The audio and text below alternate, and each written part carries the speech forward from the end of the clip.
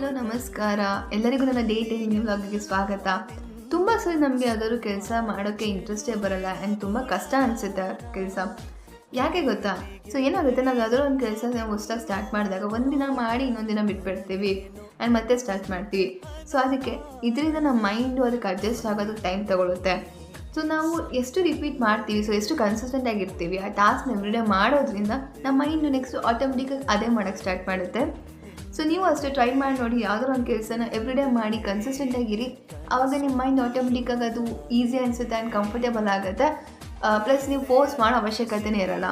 Starting ನಮಗೆ ಮಾಡಿ ಕೆಲಸ ಮಾಡೋಕ್ಕೆ ಬೋರ್ ಅನ್ನಿಸ್ಬೋದು, ಬಟ್ ಆದರೆ ನಮ್ಮ ಡಿಸಿಪ್ಲೈನ್ ಇಂಪ್ರೂವ್ ಆಗೋದೇ ಈ ಥರ. ಸೊ ಬಿ ಕನ್ಸಿಸ್ಟೆಂಟ್ ಅಂತ ಹೇಳ್ತಾ and this is my day 10.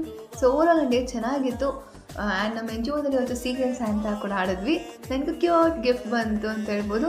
And ಆ ಗಿಫ್ಟ್ ಏನು ಅಂತ ನಾನು ನೆಕ್ಸ್ಟು ಮಿನಿ ವ್ಲಾಗಲ್ಲಿ ನಾನು ತೋರಿಸ್ತೀನಿ. ಆ್ಯಂಡ್ ಇವತ್ತು ನನ್ನ ಎಕ್ಸಸೈಸ್ ಹಾಗೂ ಮೆಡಿಟೇಷನ್ ಮುಗಿಸಿ ವೀಡಿಯೋಸ್ ಎಲ್ಲ ಎಡಿಟಿಂಗ್ ಇತ್ತು, ಅದನ್ನು ಆದಮೇಲೆ ಊಟ ಮಾಡಿಕೊಂಡು ಚಂದನಿಗೆ ಮಾಡಿ ನನ್ನ ಡೇ 10ನ ಕಂಪ್ಲೀಟ್ ಮಾಡಿದೆ. So always B consistent and discipline your self, take care your self, believe in your self. ನಾನು ಮತ್ತೆ ನಾಳೆ ಸಿಗ್ತೀನಿ. ಬಾಯ್.